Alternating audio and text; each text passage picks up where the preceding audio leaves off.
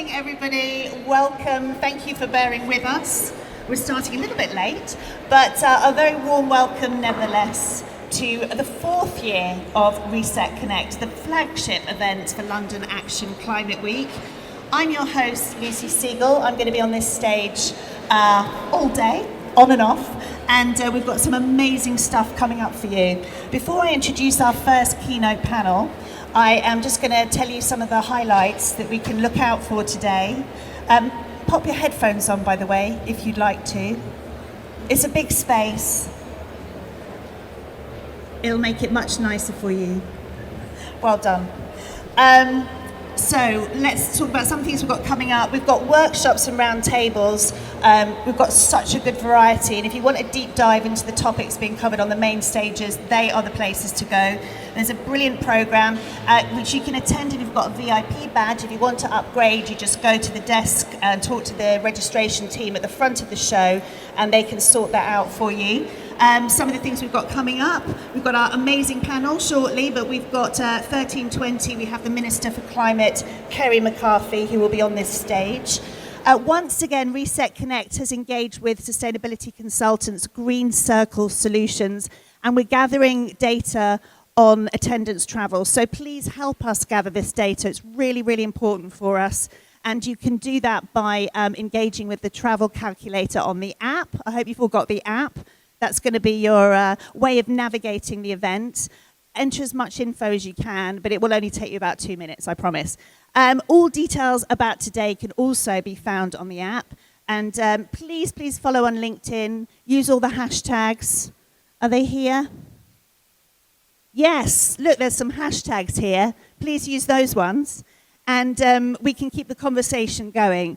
There's a real energy about London Action Climate Week already, despite all the headwinds that we are facing. That's a very polite way of putting it.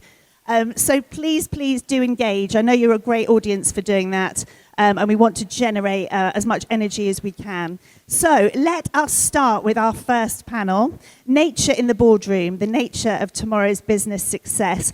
What does it take to lead in an era defined by climate and ecological crisis? That's what we are asking as I seamlessly move over to this chair. Look at that, so slick. And I'm going to introduce you to our panel. Some of them need no introduction, of course, but at the far end we have John Elkington, founder and chief pollinator of Volans. Good morning, welcome to you. How are you feeling? Awake. Good, that's a really good Looking forward to the start. session. Yes, excellent, thank you. And next to John, we have Kim Polman, who is co-founder and chair of Reboot the Future. What amazing organization title, Reboot the Future. Welcome to you. Quick check-in. How are you feeling emotionally? Energized. Oh, I love it. And then last but by no means least, we have Sander Pielkenrood, CEO of Dutch Clean Tech. Welcome to you. Good morning. Good morning. And how are you feeling? I'm great, thanks. And you? Yes, thank you. Thank you for asking. Right, I'm going to take my seat and we should begin because between them, these guys are paradigm shifters. The things they know, the knowledge they have is extraordinary. And of course, we've got very little time to discuss. So John, we're going to leap straight in with you. If we think of traditional business logic, and it was shaped by physics and economics, what changes when we shift that and we lead from biology and ecology instead? Thank you, Lucy, for the question. Good morning, everyone. It's a very strange feeling to be up here looking out at you. It's like a sort of a night sea or ocean full of bobbing jellyfish. The reason I say that partly is because one of the things I'm suddenly starting to see is people saying, what would it be like if you populated the world's boardrooms, corporate boardrooms, with different animals representing different elements of the natural world?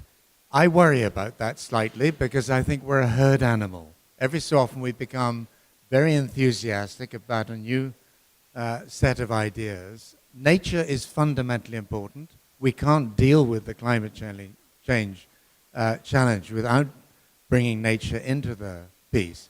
But I was with the Grantham Institute at Imperial just last week, and the director there was just saying he worries that what we're seeing at the moment is nature swamping out climate. Now, I just want to say two things, just in conclusion of the opening. One is, in the early 1980s, I started to work with the biotechnology industry. Different parts of the world, big companies, small companies. Really striking that the people in those companies were biologists very often, and they thought very differently about sustainability. You were instantly into conversations around living systems and so on. And then the pharmaceutical industry got involved, and it became very processy, and a lot of that fundamental biological stroke ecological understanding went out the window. My proposition this morning would be, in business schools, in education for business leadership of all sorts, we really need to bring the biological world back in. But for God's sake, let's not just play games of having tigers and armadillos and so on notionally around the boardroom table. Wise words. There's an element of warning in that. So we've got some history there already. So you're talking about, cycles that have happened in the past and these enthusiasms. We also, we hope, have a future. Kim, let's talk about rebooting the future. You talk a lot about being a good ancestor. It's one of your core values for a life economy. Talk to me a little bit about that, and how also can imagination help business reorientate towards long-term well-being? How does that fit into this? Let me just start by saying, just think for a moment that you as individuals, but also the entire environment that we live in, are a result of everybody that has come before us. Everything that we have around us and you as individuals are a result of everything that has happened before us. That gives us a huge responsibility as we recognize that what we are doing here today will result in a future life. What are the people in 100, 500, 1,000 years going to think about our generation and what world we have created and how we are as people? I would like to share two stories. One about longevity and one about short-termism. Let's go to Australia. The Aboriginal people there have lived in that very, very dry climate, geography, for, well, some people say 40,000, some people say 65,000 years. They figured out how to live on that land, to live within the limits of what that land produces. They take only what they need. They don't damage anything. They do cultivate, but they only cultivate in a way that is not damaging. They give back. They give thanks. They live in small communities, and they do not own things individually, but everything they do is for the collective. Lots of concepts like this, zero waste.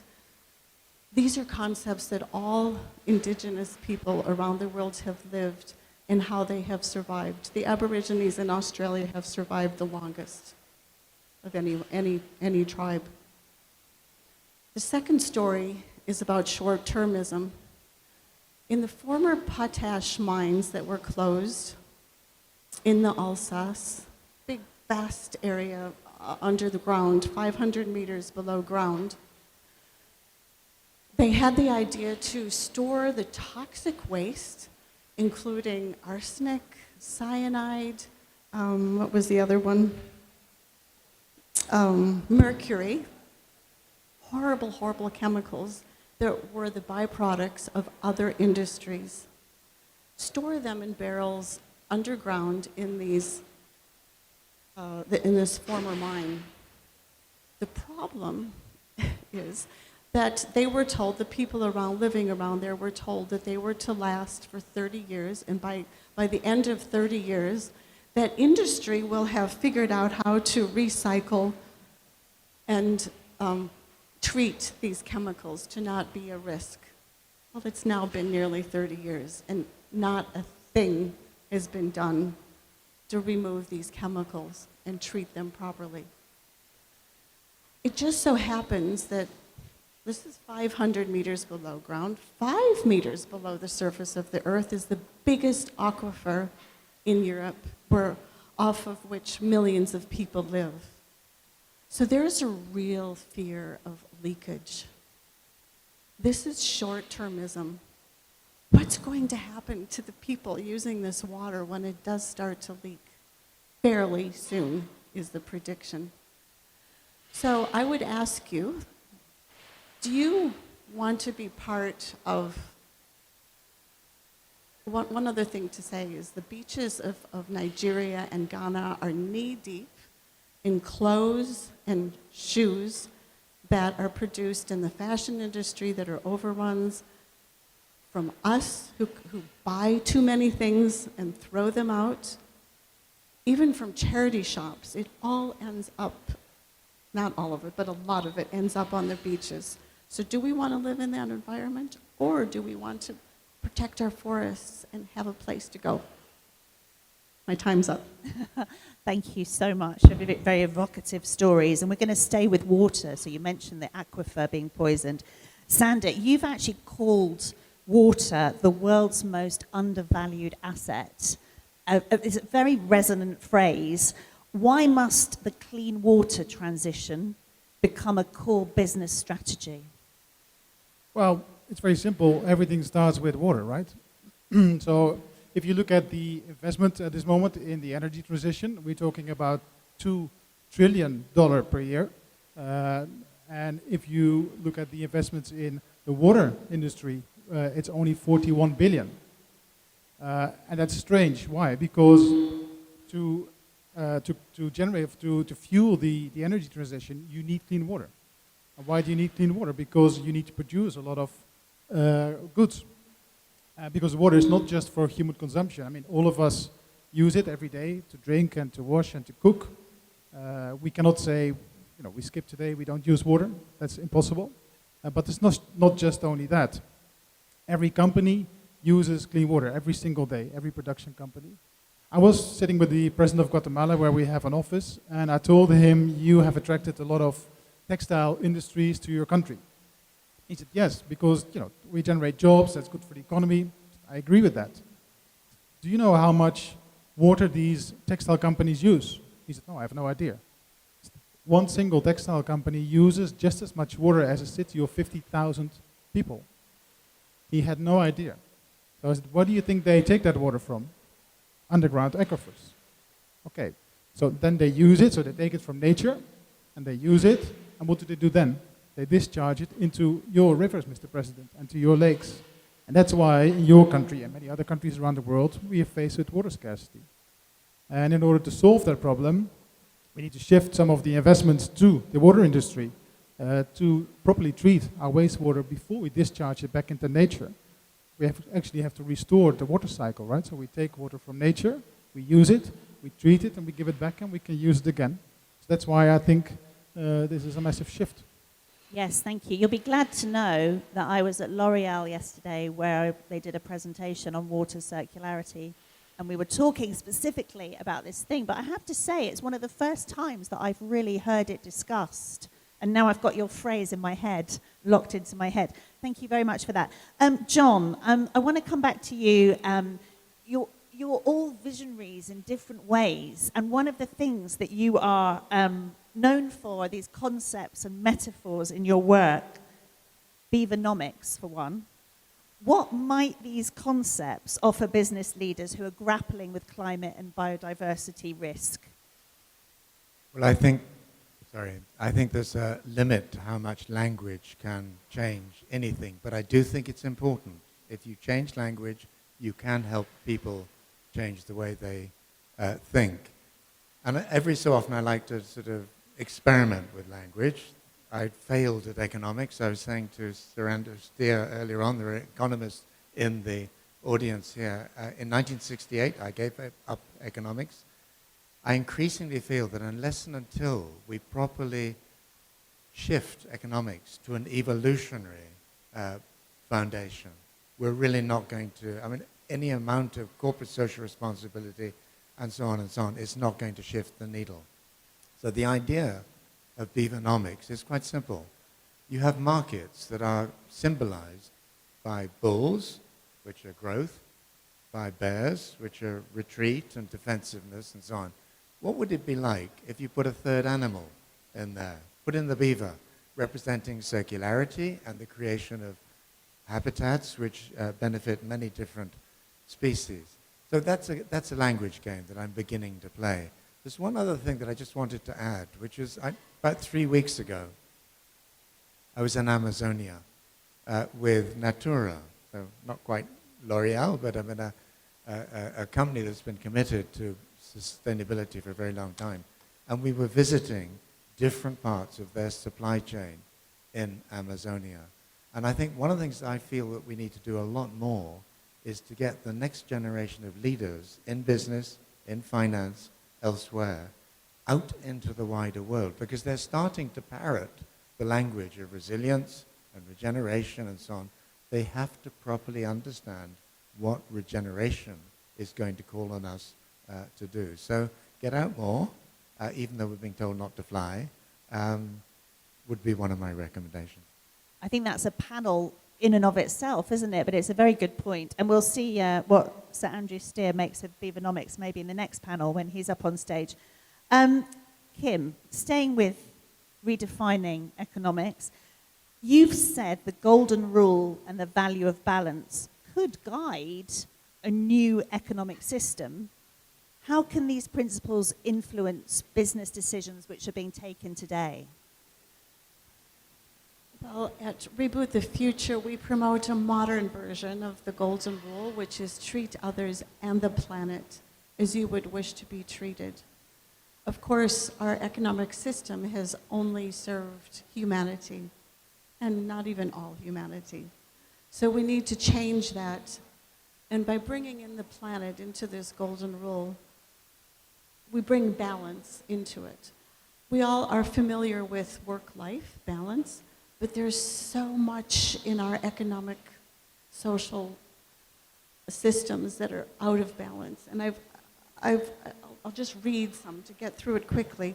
So, for example, rights and responsibilities, cities with wilderness, competition with collaboration, technical solutions with holistic qualities and values, social media with face-to-face communication, tradition with innovation, artificial intelligence with human intuition, masculine qualities versus feminine qualities, self-love and love for others. I mean, the list goes on, but all of these things are out of sync, and we need to really examine carefully in our own lives, in our communities, in our families, in our work, and in the world globally, in the economic system. How do we get these things in balance? And that is the first thing that businesses need to ask themselves, because it's been so warped. Yeah? Okay. Yeah, I mean, I can almost see how easy that would be to apply, like just in my everyday thinking.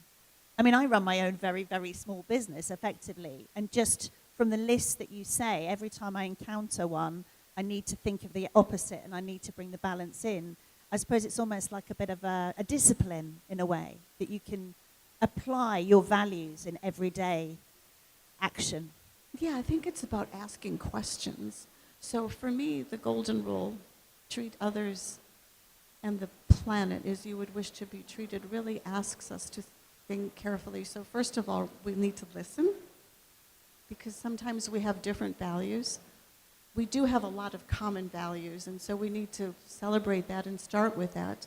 But listen to each other about the differences, and then it often requires courage to go against the paradigm that you're in, whether that's in your family that have some ideas that really are not good, or your company that you work for, or the political system that you're in. It takes courage to go against that.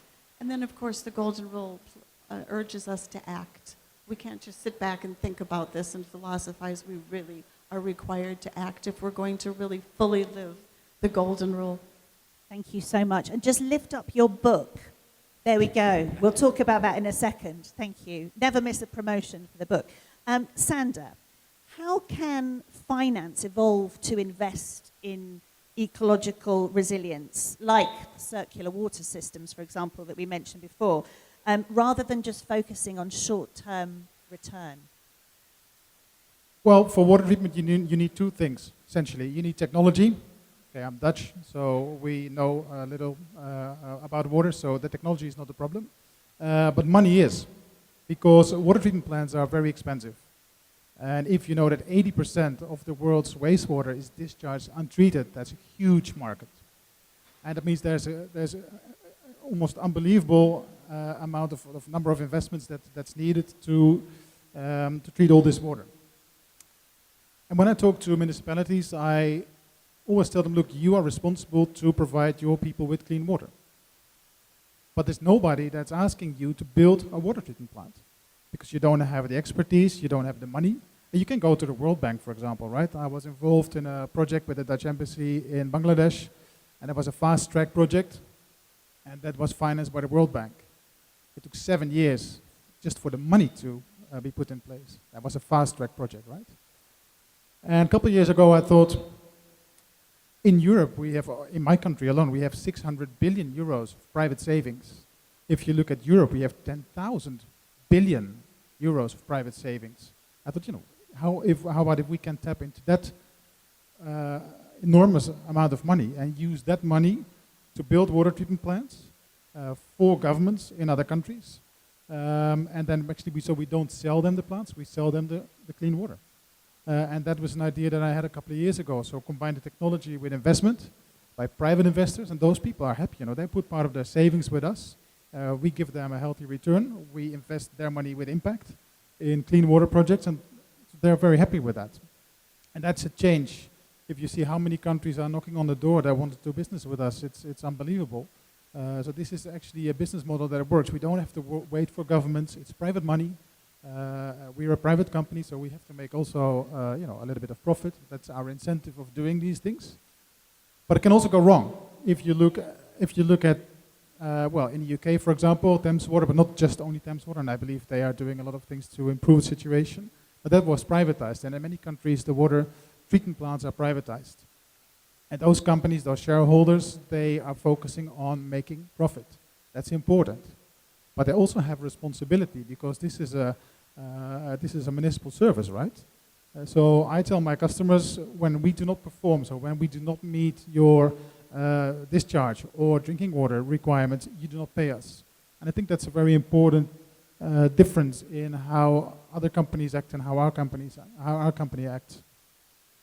Yes, I mean, that's a massive difference. But as you say, a lot of people are very uncomfortable with the idea of water, a necessary resource, being in private hands. Yeah, and that's why you have to act responsibly, and so that's why we say, and that's, I mean, what other guarantee can you give if you say, look, if we don't deliver, you don't pay?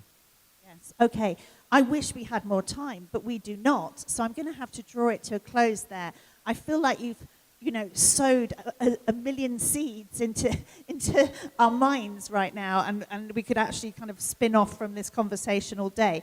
What I can tell you is that John and Kim have very kindly offered to sign books, and will be at E10, stand E10, where I'm sure they would answer questions as well. And they're both brilliant books, very, very necessary books for navigating life and business at the moment. Please, can we say a big thank you to our first keynote panel of the day, to John, to Kim, and to Sander. Thank you so much, guys. Thank you. I'm going to let you whiz off to go to stand E10, where your audience will, I'm sure, follow you. Thank you so much for that very provocative discussion. I think we've already found some new paradigms this morning, and let's build on that. So our next keynote, we're going to talk about how we finance the shift to a net zero economy. I don't know if we're going to talk about beaver economics. I don't know. It's up to my guests. But please welcome my guests to the stage, Chris Grigg, CBE, Chair of the National Wealth Fund, and Sir Andrew Steer, Professor of Practice, Economics and Sustainability from the LSE. Round of applause.